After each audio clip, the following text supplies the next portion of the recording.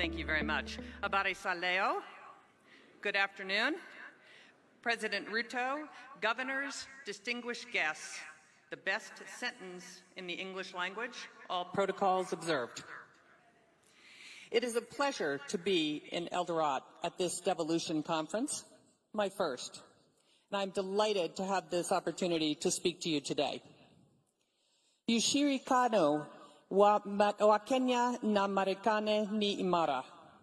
Umajengwa kwa miaka sitini ya maendeleo na maslahi ya pamoja.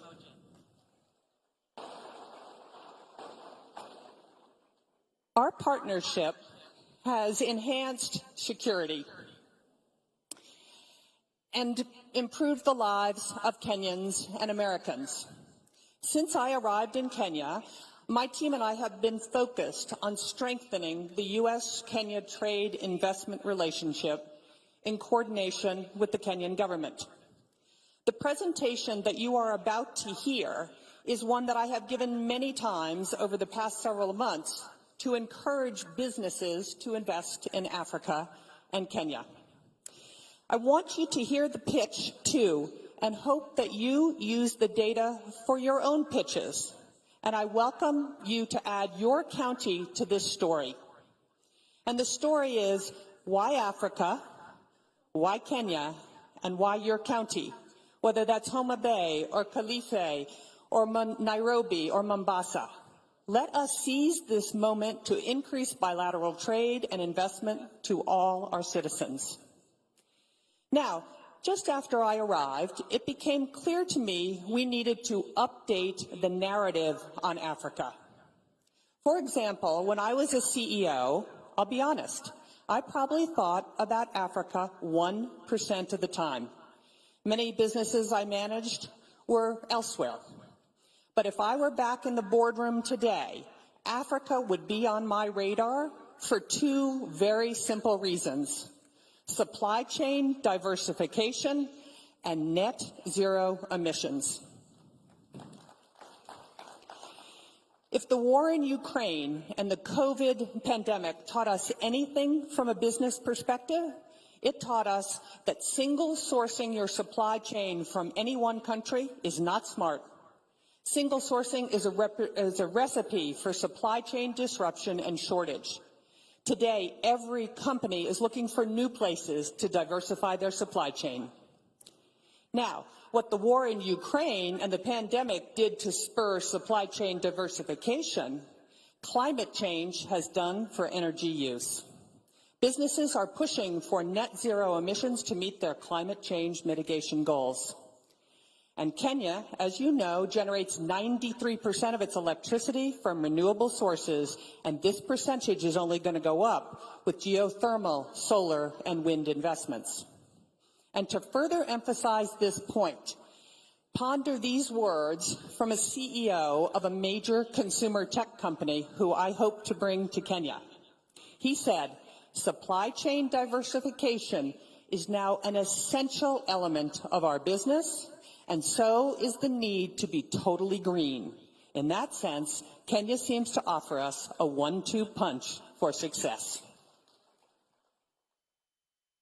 Now, at the embassy, we've been doing a lot of trade and investment data analysis since my arrival.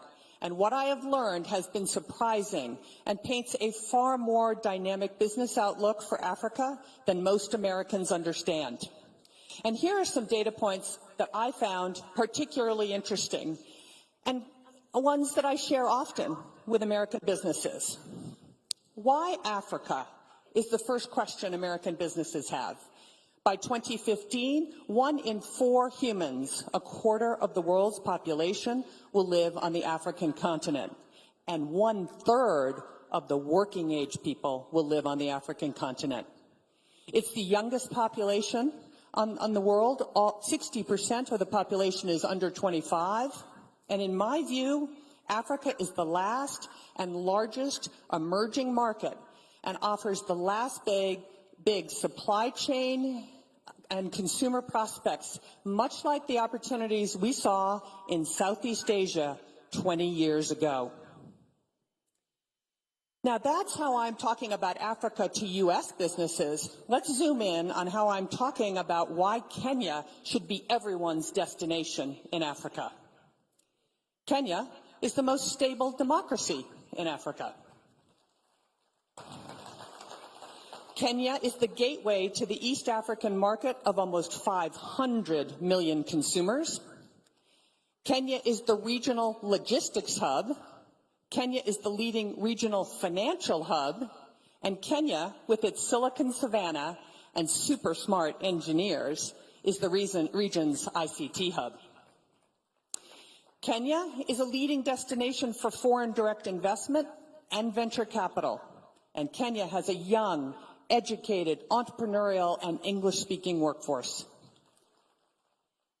Kenya generates, as I said, over 93% of its energy from renewable sources, and Kenya's largest export market is the United States. Let me repeat, Kenya's largest export is the United States, and we feel Kenya is ready for liftoff as it diversifies. Let me unpack a couple of these areas. Democracy. I arrived in Kenya days before the August 22 general elections. What I witnessed was nothing short of remarkable. Kenya held what many analysts and commentators say was the freest, fairest, and most credible election in Kenyan history. The elections were observed by international and local election organizations, and the results were upheld by the Kenyan Supreme Court, and power was transferred orderly and peacefully at the time. Now, gateway to East Africa. As I said, Kenya is the gateway to East Africa. 80% of East African regional trade passes through Kenya's Mombasa port. In addition, Jomo Kenyatta International Airport in Nairobi is the busiest airport in East Africa, served by 40 passenger airlines and 25 cargo carriers, including FedEx and DHL. Kenya also has some excellent infrastructure, such as the Standard Gauge Railway, a series of new roads, and modern ports. From a financial and technology hub perspective, Kenya is already the regional financial hub for East Africa. Several international banks have been present in Nairobi for decades, and five major global financial institutions like the World Bank and the International Monetary Fund have established their regional headquarters in Nairobi. The region's regional stock market sits in Nairobi, and the city hosts the necessary legal, accounting, and consultancy services to preserve and accelerate this.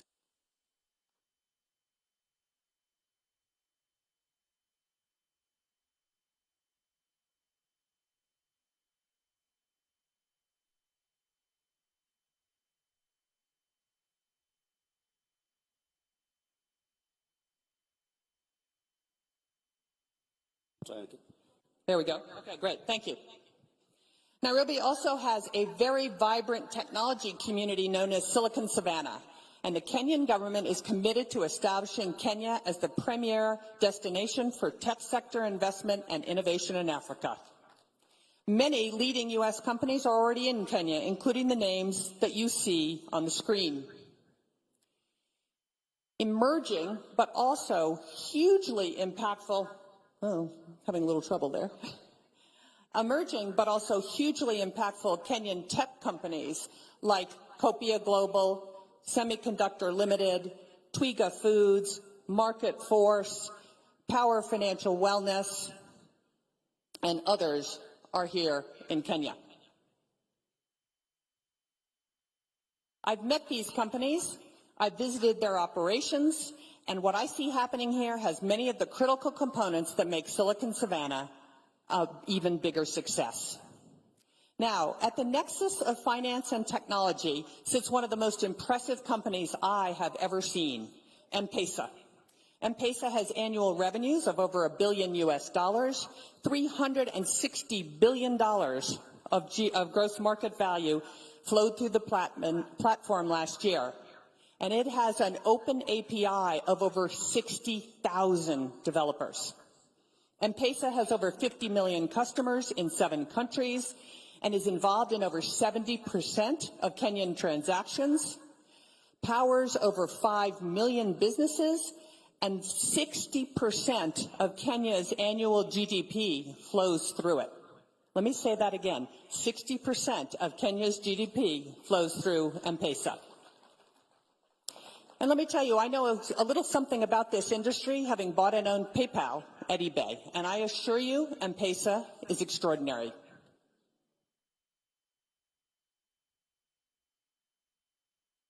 M-Pesa alone demonstrates the brilliant business minds at work in Kenya devising African solutions to global problems.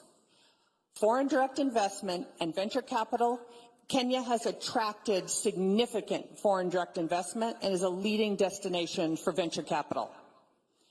Interestingly, when venture capital flows decreased 35% globally last year, total funding in Africa actually increased 8%. Even more impressive, while venture capital to Nigeria was down 36% and essentially flat in South Africa, funding to Kenya increased by 33%. You go, Kenya. Adjusted for GDP, Kenya receives significantly more venture capital than anywhere else on the continent, generating roughly triple the venture capital to GDP ratios of Nigeria, Egypt, and South Africa. Unlike its continental competitors who attract predominantly fintech-led investments, Kenya venture capital flows are more diverse, led by e-commerce and clean tech, followed by fintech, agritech, and enterprise investments.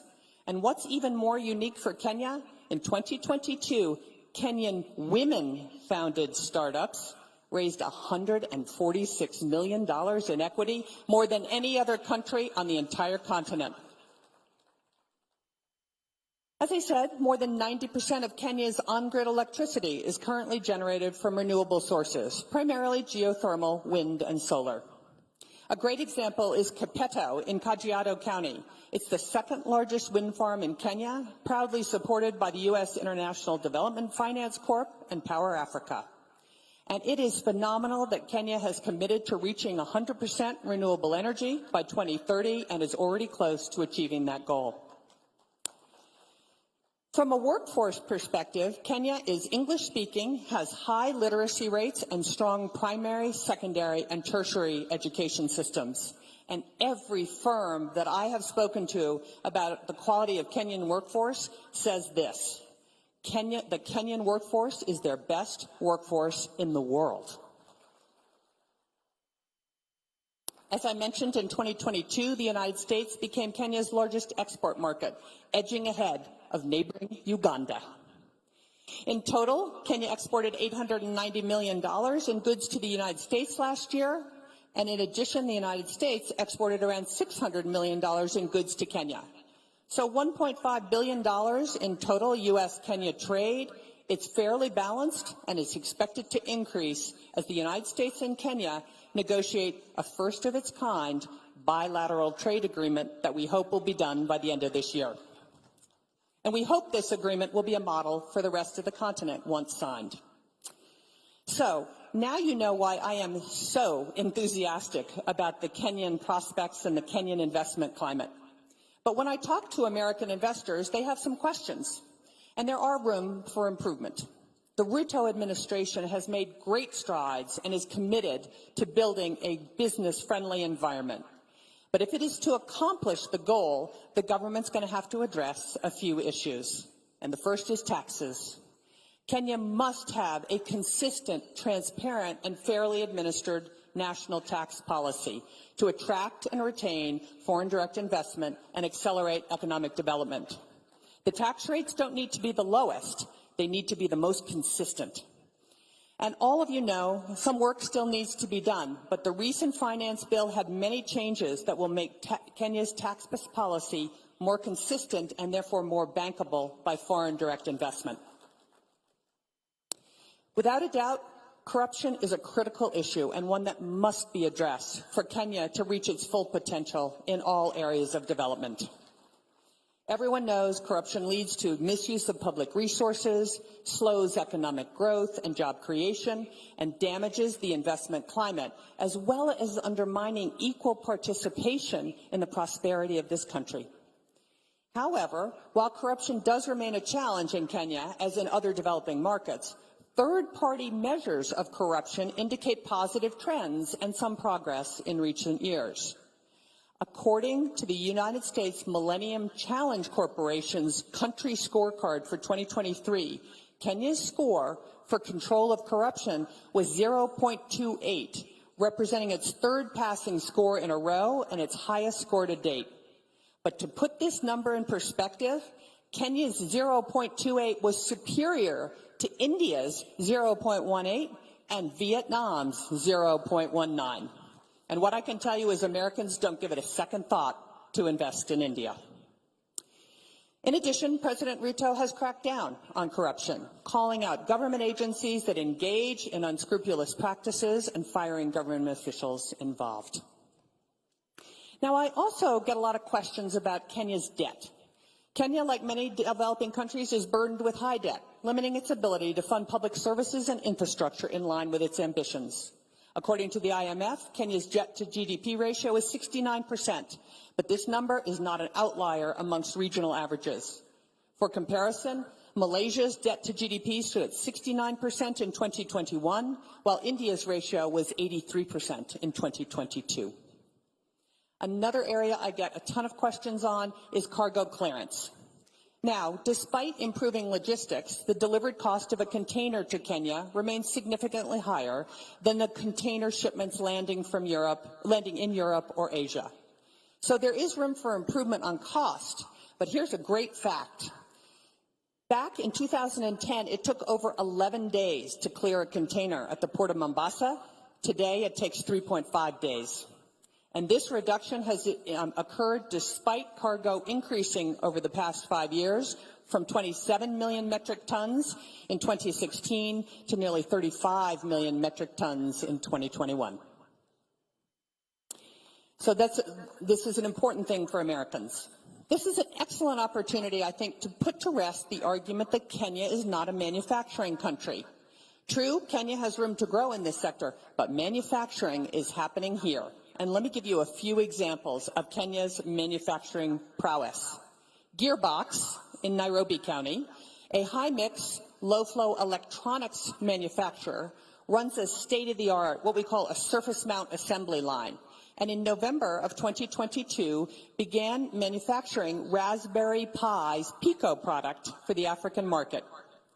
Gearbox's production quality, catch this, meets or exceeds that of Raspberry Pi's other production sites in Wales and Japan, producing a first-pass yield of 99.6%. Semiconductor Technologies, a U.S.-owned semiconductor manufacturing and nanotechnology company in Nyeri County, is growing rapidly and has hired more than 80 Kenyan engineers in the last 12 months. Kenya's Revital Healthcare in Kilifi County is one of the largest manufacturers of medical products in Africa, producing 48 devices and exporting to 28 countries.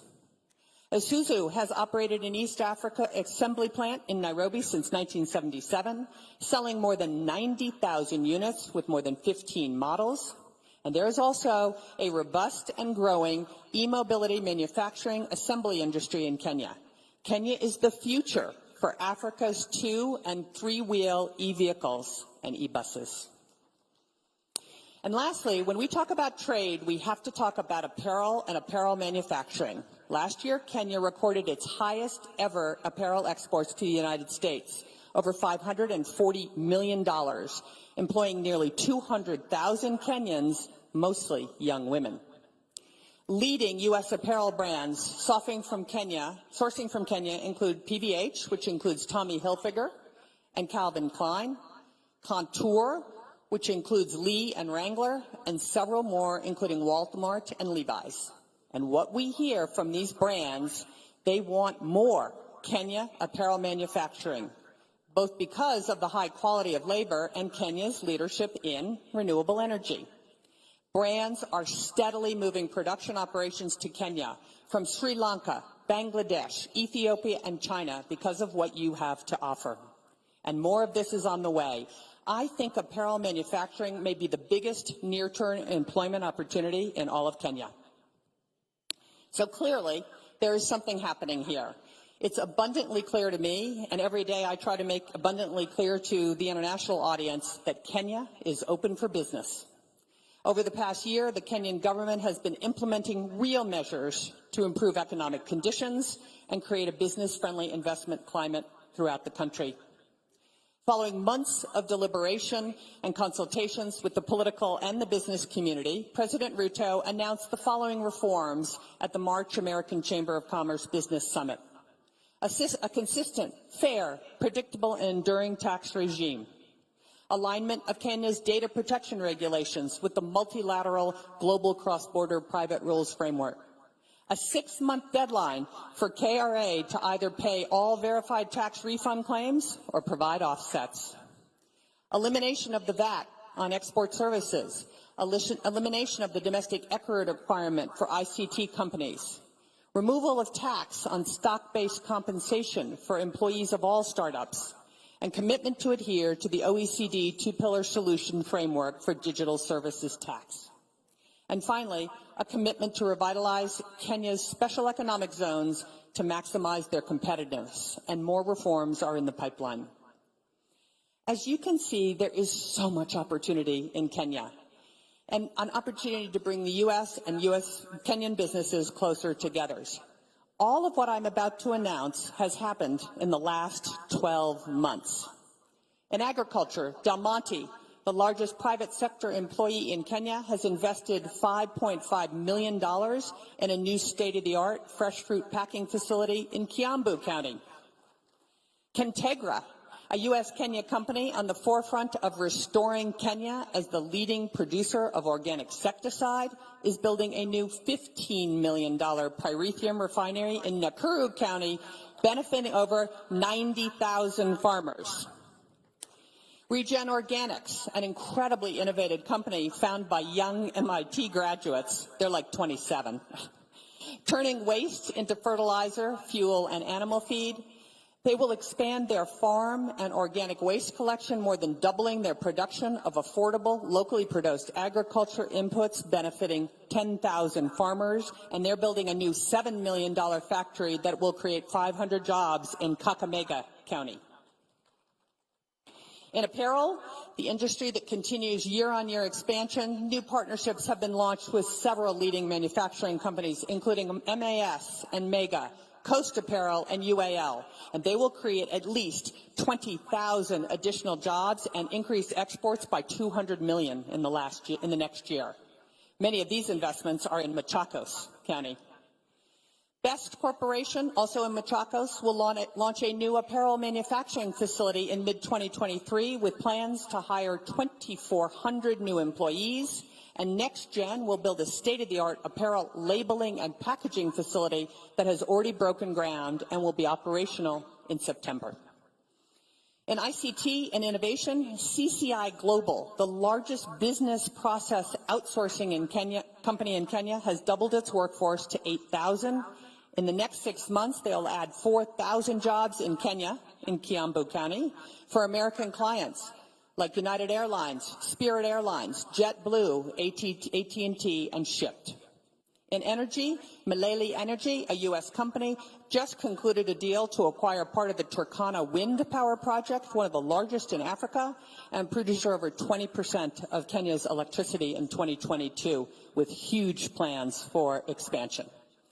And last but certainly not least, in the medical pharma industry, the government of Kenya and Moderna finalized an agreement to build a new $500 million vaccine manufacturing facility in Kiambu County. This will be the only such facility on the African continent for Moderna, and their first factory outside the United States. Moderna's investment should be a catalyst for the medical industry in Africa, producing over 500 million vaccines a year. All of this has happened in the last 12 months.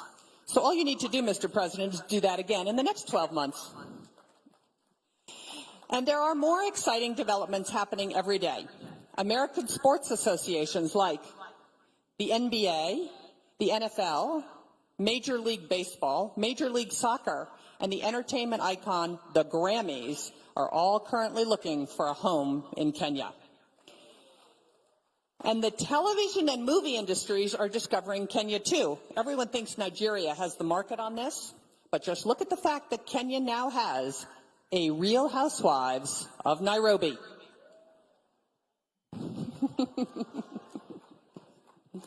So, there are many reasons why global businesses are considering or should consider Africa, and specifically Kenya and your counties, for trade and investment opportunity. This is your opportunity. What are your priorities? What is your sales pitch? And as I said at the beginning of this presentation, when I was the CEO of HP, I only thought of doing business in Africa about 1% of the time. American companies are used to doing business with Europe and Asia. How will you convince them to make doing business in Kenya just as routine? I encourage you to take this presentation. There's no trademark on this presentation. Take this presentation and tell the story of why Africa, why Kenya, and why your county. Why Garissa? Why Mombasa? Why Isiolo? Why Nakuru? Why any county in the country? You should be able to answer the question, why Africa, why Kenya, and why your county? So to conclude, the United States and Kenya are open for business. And to quote President Ruto, Kenya means business. So we have work to do.